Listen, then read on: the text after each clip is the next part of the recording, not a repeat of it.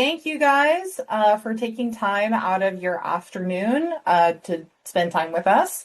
We are very excited to have all of you here and talk to you about how to develop your scholarly presence. Before we get started, I do want to acknowledge that the last couple of weeks have been very difficult on campus. And there are lots of other things going on campus at this hour that are about wellness and well-being. And if you feel like you might feel better spending time doing that rather than doing this, that's fine. And we will not be offended if you leave the call to go take care of yourself. So if that is what you would rather do and you will receive a recording later, that's totally fine. We just wanted to say that before we got started. So for those of you who are staying or who will be watching this recording, welcome. Let's go ahead and get started and go over our agenda. So we are going to go over scholarly profiles and what they are and give you a brief introduction into them. We're also going to talk about scholarly metrics and types of different scholarly profiles. We're not going to have an exhaustive list of them today. We'll go over some of the more popular ones and ones that might be used more multidisciplinarily. So, and those examples are ORCID and Google Scholar and ResearchGate. And then we'll go over some resources, and then we will end the recording and have some time for Q&A, hopefully. There are 3 of us teaching today, so we will be monitoring the chat for your questions. So if you don't want to wait until the end and a question comes up immediately, please feel free to pop it into the chat, and we will do our best to answer it either then or at the end. I will also go ahead and have us introduce ourselves. So my name is Maddie Mikovits. I use she, her pronouns. I am the education librarian here at ODU. And what that means is that if you are in the College of Education and Professional Studies in any way, I offer research support for you, and you are welcome to reach out to me with any questions you might have. I will let my co-facilitators introduce themselves. Hey everyone, I am Nikki Galloway. I also use she, her pronouns. I am the Research Data Management Librarian. So I am not specific to a department or college, but if you have any questions about data management plans, finding data or data repositories, those are some of the things I can help with. And I am Christy Drake. I am your Scholarly Communication Strategies Librarian. I also use she, her pronouns. And like Nikki, I'm not connected to a department or college, but I am here for open access, copyright, and all things publishing. All right, thank you so much. All right, I am going to start us off by telling you what even an online scholarly presence is. So in some way, shape, or form, we all have an online presence, I would assume. I would assume that a lot of us probably use social media, whether that's like Facebook or LinkedIn or Instagram or something like that. Your online scholarly presence adds to that presence, but in a way that benefits you in an academic and professional way. The platforms where you can create scholarly profiles will display things like your institutional affiliations, your presentations, and of course your publications. It is also where people can see your fellowships and grants and other funding you might be able to display, as well as what research interests and expertise that you have. It's a really great reference for yourself, as well as other people who want to connect with you to do research with you, or if you want to do research with them. Over here, we have some examples of scholarly platforms for your profiles. Some of the more general and popular ones are things like ORCID and Google Scholar and ResearchGate, which we will go over today. There's also Web of Science researcher IDs and Scopus author IDs. While ODU subscribes to Web of Science, we don't subscribe to Scopus, but you can still have a profile on either platform, even if your university does not subscribe to them. And there's also things like academia.edu. Now, there are also discipline-specific platforms. So here are some examples, again, not exhaustive. You might have heard of like Science CV or Knowledge Commons or the Social Science Research Network. Where you decide to set up your profiles entirely depends on the nature of your research, what your goals are as a researcher, the people you want to reach, and where they might be waiting to find collaborators and things like that. So before we get more into the content, I want to throw out this question to all of you who already has a scholarly presence. And I'll give us there's not too many of us, so I'll just give us a minute for you to tell me where you currently might have a profile. Okay, I see we have a couple of ORCIDs, a couple of Google Scholars. Neat. Okay, so you guys already seem to know of some discipline-specific places. Okay, I'm going to go ahead and move on, although you are welcome to keep responding to that. Thank you guys so much for participating in that. I'm always curious about where people are putting themselves. If any of you don't have a scholarly presence, or maybe you haven't kept anything up to date or you haven't maintained anything, that's okay. But let me try to convince you as to why these things are important. So when you do have a scholarly profile of any kind, it can measure your citations and therefore your impact in your field. It's also really helpful to have these things if you go up for promotion or your tenure track. It's also just a great way to collaborate, connect with scholars, have discussions, engage with each other about scholarship, and then build your reputation in the field. I know of some researchers who also have been invited to conferences just because they happened to have a profile on a specific site. So this is a really great way to expand your reach and connect with other people. And I will go ahead and now pass this off to Christy to talk about scholarly metrics and what those are. Thanks, Maddie. Yeah, I just want to briefly introduce some scholarly metrics because some of the profile systems we are going to review today may include them. So generally, scholarly metrics are described on 3 levels: the author level, the article level, and the journal or publisher level. Author level metrics specifically attempt to measure your individual productivity and the reach of your research. Some of those author level metrics are scholarly output, so this is the basic one. Simply, how many publications have you written? Your journal count. This is your range. How many distinct journals or journal categories has your work been published in? Citations. This is about reach. So how many times have you as an individual author actually been cited? But before you dive into the data, there are a few things to consider. There are many different sources and databases for finding these metrics, and it's important to remember that each one will differ. A score in one tool might not match another because of how they index information. You should also know that in general, metrics shouldn't be compared across different disciplines. What looks like high impact in one field might be standard in another. So view the metrics holistically. Don't rely on just one number to tell your whole story. 2 specific metrics that I want to highlight are the H-index and the I-10 index. These are both indicators of how much you've published and how often those publications are being cited. The H-index is an author-level metric that attempts to measure both your productivity and your citation impact at the same time.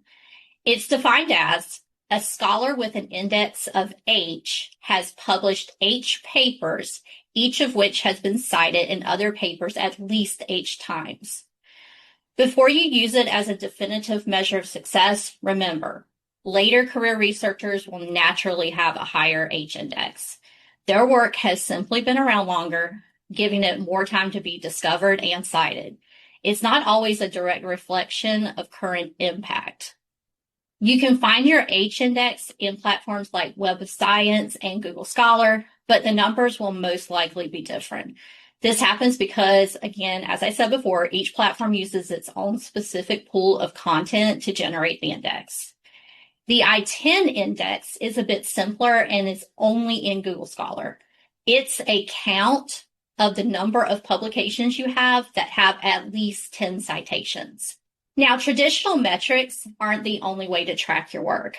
Alternative metrics are becoming much more widespread, and these can be incredibly helpful for measuring your research impact outside the typical academic context. Combine them with the traditional metrics to provide a more holistic view of how your work is actually being used. So some examples of alt metrics you might come across include shares and likes on social media, as well as blog posts where your research is being discussed. Things like comments, mentions, how many times your work has been downloaded or viewed. Citation manager downloads can give you a hint of how many people are reading your work. And some alternative metrics track if your research is being cited in policy documents or mentioned in the news. If you're looking for where this data comes from, there are two platforms that compile and aggregate all this information around scholarly literature, Altmetric and PlumX metrics. So we're going to look at an alternative metrics here. So specifically highlighting what we use here at ODU, our institutional repository, Digital Commons, actually has PlumX integrated into the platform. This makes it much easier to see that holistic view we've been talking about. PlumX is helpful because it doesn't just give you one big number. It categorizes your impact into 5 separate areas. The traditional academic impact, those citations, so how many times your research has been cited by others, and then has usage, which covers the downloads and views of your work. Captures track when someone saves your work to a citation manager or bookmarks it because they want to come back to it later. Mentions use blog posts, reviews, and Wikipedia entries to assess research engagement. And social media, which tracks shares and likes across different platforms. When you're looking at an article level page within Digital Commons, you can see a quick snapshot of these categories as shown on the screen. And if you want to dig deeper, you can always navigate to the metrics detail page to see exactly how people are interacting with your research. You may also encounter Altmetric in some of the databases ODU subscribes to, such as when you're looking at journals from Taylor and Francis, for example. Altmetric is similar to PlumX in that it monitors a wide range of sources that traditional citations often miss. As you can see from the score breakdown on the screen, Altmetric captures information about where your work enters the public conversation, looking at social media, news outlets, and Wikipedia. It also registers policy documents showing where your research could be influencing law or industry. The information at the article level gives you an immediate snapshot of the attention that your paper is getting. And if you want to see exactly who is talking about that research and what they're saying, you can always click through to navigate to the full details. Overall, use alternative metrics to understand the type of impact your work is having rather than just the volume. And now I'll toss it to Nikki, who is going to talk to you about badges. Thank you. Some of these platforms also offer digital or electronic badges. So you might be familiar with the term badges in terms of micro-credentials. So these type of badges can show that someone has completed a learning experience, like just a micro course training or certificate program. And these can often be shared through social media, LinkedIn, or in your email signature. There are some other types of badges as well. There's the Center for Open Access, Open Science badges. These type acknowledge open science practices. There is an example of this here, although it's unclear how widespread this practice currently is. There are also badges for metrics, as Chrissy was just talking about. So researchers can add the Altmetric badge to their personal webpage or publication list for free. And then visitors to your page will be able to click on the donuts, that's what they call those, to access the full Altmetric details page. Researchers can also display the PlumX metrics on their own websites, but I do want to note that Elsevier has a click-through agreement that you must accept prior to doing that. 2 others that we haven't talked about yet are Dimensions and Cite. So Dimensions is what's called a research insights platform. So they bring together information about funding, publications, policy, patents, grants, and you can embed a Dimensions badge into your own website, and people will be able to see how many citations your publications have received. From the badges, users can then further explore the citation data using the free Dimensions platform. So there is a free version of it. And then Cite is an organization that has developed what's called smart citations. So these are citations that also display the context of the citation. So they describe whether the article supports, mentions, or contrasts the cited claims, and then a label indicating which section that citation was made. So there are 2 Cite badges, one for the citation type and then one for section. And so these are also free for personal use or for use with any works that you yourself have authored. So whether you choose to use any of these badges is up to you, but you may see them being used in practice. So we thought it'd be helpful to go over them and mention them. So before I jump into ORCID, I'm just going to pause for a minute we do want you to be aware that you might encounter these metrics in databases associated with articles and in scholarly profile systems. And these metrics are hopefully going to be helpful as you craft your own impact story. So I am going to move on to ORCID. And ORCID stands for Open Researcher and Contributor ID. It is free, it is unique, and it's persistent. It's an identifier for individuals. So you may be familiar with DOIs, or digital object identifiers, for articles or research outputs. And this is a very similar concept, but for people. And in addition to being a persistent identifier, there's also an associated profile. Their motto is enter once, reuse often, which we'll get into in a little bit. So this ID is uniquely yours. So if you change your name or your employment, for example, it will always be the same ID. You can also control the visibility of your profile. You can enable automatic updates to your records. You can integrate ORCID. It's integrated in many systems and publishing platforms. And it may also allow you to comply with publisher and funding requirements. A couple of disadvantages is that ORCID doesn't necessarily integrate with all systems optimally. There may be duplicate records, which can be fixed, and some records might be sparsely populated. So creating a profile is pretty straightforward. It's very quick and easy. Your names and emails, password, current employment, the visibility that you want, and then agree to the terms and conditions. And after I'm done with this section, I'll go into ORCID and just show you what that looks like. So enabling automatic updates to your profile, this is a really good way to hopefully save you time in the future. I'll go over two potential workflows for this. So in the first workflow, researchers submit an article to a publisher. They provide their ORCID, and then the publisher registers that content with a DOI registration agency, in this example, Crossref. The publisher provides the metadata, which includes the article DOI and your ORCID. And through an integration with ORCID, Crossref will automatically update the associated ORCID record. So in order for this to work, you need to make these agencies trusted organizations, and you need to provide permissions to do that. DataCite is another DOI registration agency, and they provide a similar workflow, but the integration needs to be initiated from the DataCite profile. And as long as the metadata has your ORCID in the creator field, your ORCID profile can then be updated automatically. I do want to touch on ORCID requirements briefly, because you may be aware that federal agencies either have or will have requirements regarding ORCID. The requirement may also say that researchers must have a persistent identifier that meets the National Security Presidential Memorandum, or NSPM 33 implementation guidance. So this states that organizations providing the persistent identifier must be open, free, non-proprietary, researcher-driven, assure that unique disambiguation of researchers, among some other standards. And currently, according to ORCID and the Department of Energy, ORCID IDs are the only persistent identifier for people that meets these U.S. government standards and definitions. So the requirements might be slightly different between agencies, and they also have different timeframes for when they were or are going to be implemented. So I've listed a few agencies here for reference, but since we know that the federal landscape is continually evolving and changing, I would recommend to check the agency website and policies around ORCID. The last thing I will discuss is the integrations, and there are several that might be helpful. ORCID integrates with Science CV, so you can import information and not necessarily have to enter it again. In addition, there are over 90 publishers that have ORCID integrated somehow into their workflows, which we covered a little bit when we discussed automated additions to your record.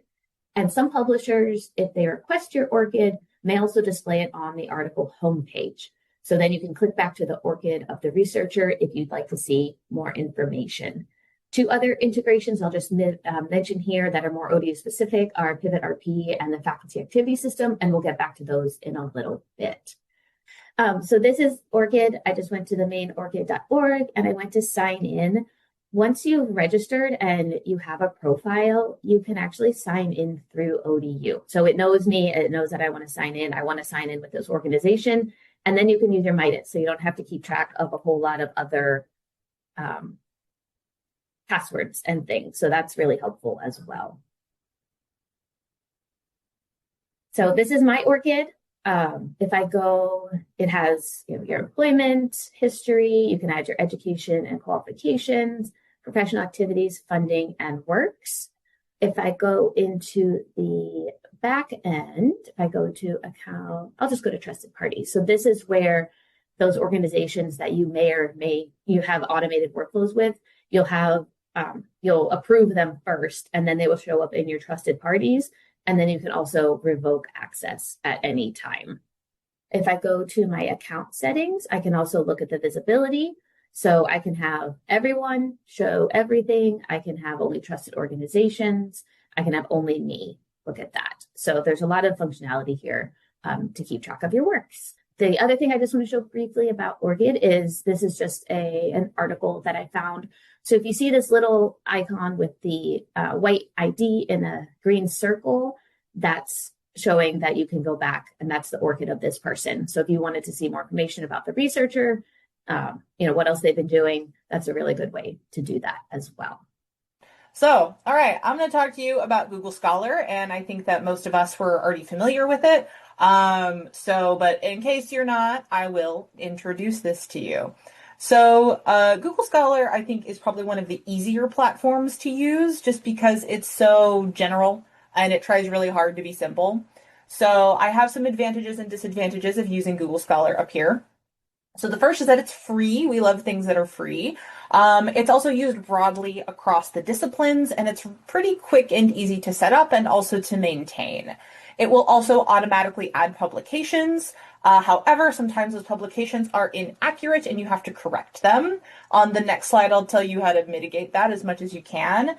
It also provides both the H index and the I-10 index and tells you what those are. So if you forget, Google Scholar is a great place to reference what both of those types of metrics are. To create a profile, all you have to do is go to scholar.google.com, and up in the top left, there's a little button that says My Profile, and you can click there and create an account. You will want to, in some way, shape, or form, connect your ODU email because it will want to verify what institution you're at, and it can do that with your ODU email. You will also want to make sure you add research interest keywords to make your profile more discoverable. And then you will also want to make sure that you have the setting turned on that has Google email you whenever it adds a new article to your profile. Because if it does that, that means that you can look at the article and make sure it's actually you.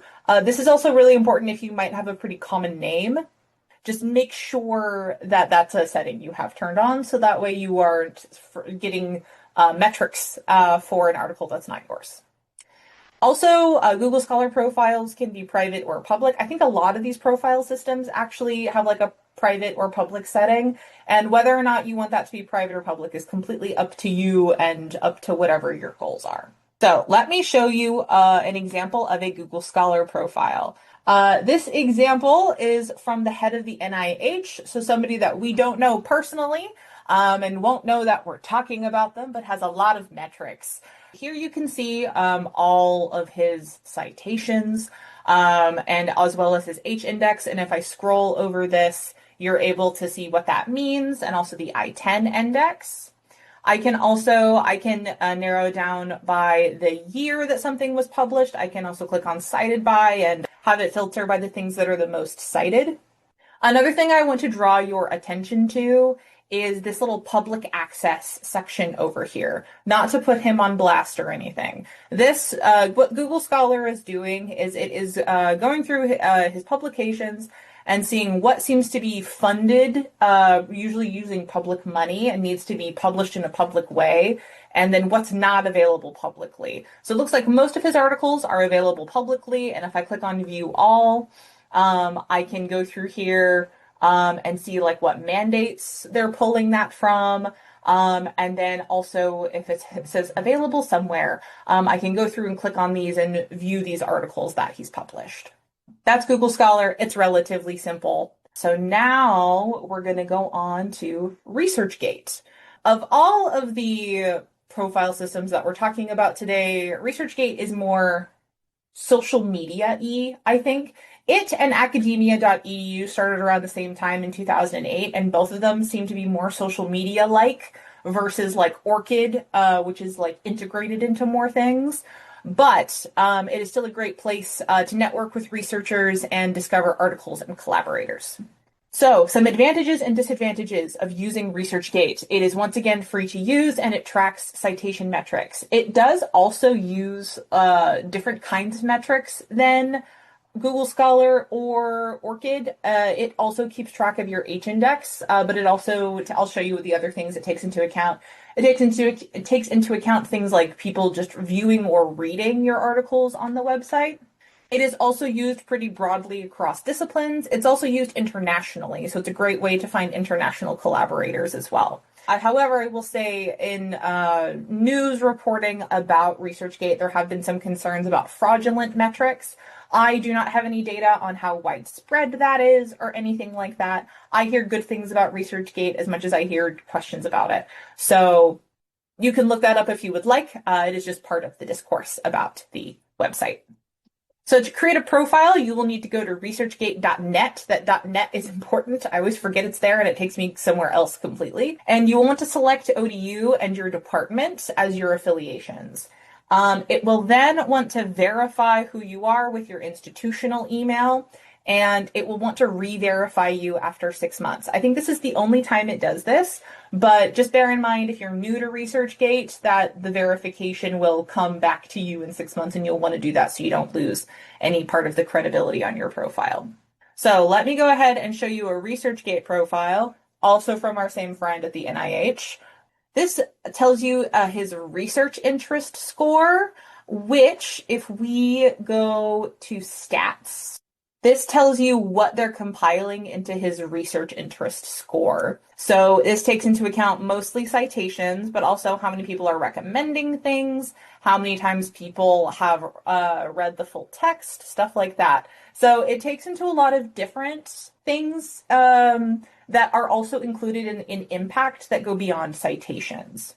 Another thing I want to show to you, I'm going to go to my profile, and I am a terrible example of having a researcher profile because I have no publications. I have but one poster from grad school, but it doesn't have any citations or anything like that. So I don't have an H-index or anything like that. However, over here on the right, when you make a profile, it will say opportunities for you. Maddie, we found so many opportunities for you to publish open access. And oh my gosh, your university might cover your fees for these journals. If you did not know, we do have some agreements with some journal publishers covering publishing costs for open access journals. However, that is not broadly applicable to all open access journals. We have a guide and a whole Christy Drake who can help you navigate those things, but sometimes ResearchGate is wrong. Don't take it at its word. Please confirm with one of us, or especially Christy, to figure out if we can actually cover the cost of you publishing in an open access journal. All right, I'm going to pass this back to Nikki to talk about some more additional profile systems. Awesome, thank you. These are some additional profile systems that ODU is associated with. This includes Pivot RP, which is a searchable database of funding opportunities, but it also includes researcher profiles and the ability to search for collaborators, and it does integrate with ORCID in a limited way. There's ODU's faculty activity system, which allows for tracking of credentials, research activity, creative output, and service. It also integrates with ORCID in a limited way for importing references. Many researchers also have online portfolios and web pages that may outline their credentials and their research interests. And then VHS specifically has two systems, which are limited to their researchers, but visible and searchable. And this includes researchers at EVMS, which is a discovery platform for expertise and scholarly output, and the VHS Research Exploration and Collaboration Hub, which is a database of clinical studies that have been approved by the IRB and can be used to discover mentors, collaborations, or assemble new research teams. So I am again going to take the screen quickly just to share some of these. Okay, so this is Pivot RP, and this is just the dashboard here. So I would go ahead and sign in, and I can again log in through my institution. If you haven't been here before, you may need to claim your profile. I can go to profiles in here and see all the researcher profiles for ODU. So you can look in here and see people's profiles. I can also go to my profile, and then you can see here that in the settings, I have incorporated my ORCID ID, which will bring over your publications as well. And that helps the tool search for funding and things like that. I'm not an expert in Pivot RP, but there is the Division of Research and Economic Development holds office hours downstairs in the library every Monday from 11:30 to 1:30. And I believe next week's session is on Pivot RP. So if you have specific questions or want to go over that, I can get you that information as well. The Researchers at EVMS is a platform that shows the papers, collaborations, open access. You can look for articles. You can search for people and publications and things like that, departments, all sorts of good stuff here. And then this Exploration Collaboration Hub, if I type any up here, it'll show me all of them. So it'll show me who the principal investigator is, the IRB number, the institution, project, and if the project is currently accepting trainees or open to collaboration. So that could be somewhere that would be really fun to look at. Yeah, okay, so that's all of the content we have for you at the moment. Let me go ahead and give you some things that we would like for you to remember before we open it up for questions.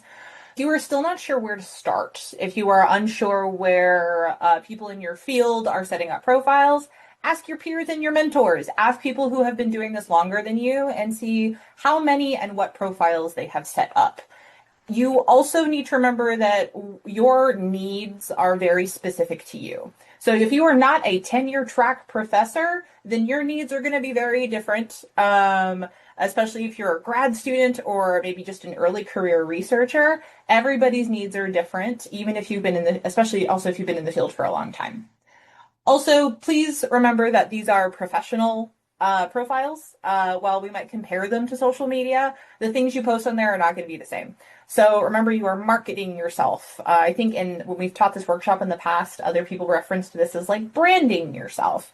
So however you would like yourself to be represented to colleagues at conferences or in class and things like that, just bear in mind that that's what your profile should be geared towards, and you should be able to be comfortable sharing whatever content is on there with those people. Also, please make sure you check and see how each of these profile systems uses your data. We tell you these profiles because a lot of researchers use them and they have historically been used for a long time. However, the information space changes, so does our data privacy understandings and how people use data. So like as an example, we know that it's academia, I think it's academia.edu, that we recently saw an article about academia using generative AI to create podcasts and comics based on researchers' content. So if that isn't something that jives with you, or maybe even if it does interest you, just let that be a part of your decision-making process of whether or not a platform is for you. And then, of course, keep everything updated. Don't just like create these profiles and then do nothing with them. Please update them as you publish, as you do more things, even as you switch institutions. Make sure those things are updated so people can still find you. And then lastly, if you're still not sure and then you have questions, talk to us. We are great places to ask questions. We are really good sounding boards. And even if we don't necessarily know the immediate answer to your question, we are happy to spend time helping you figure it out or directing you to the right resources. So don't be afraid to ask. All of this is kind of weird to navigate. So remember that you have people to ask and people who are resources for you. Thank you guys so much. I'm going to go ahead and stop sharing and stop the recording.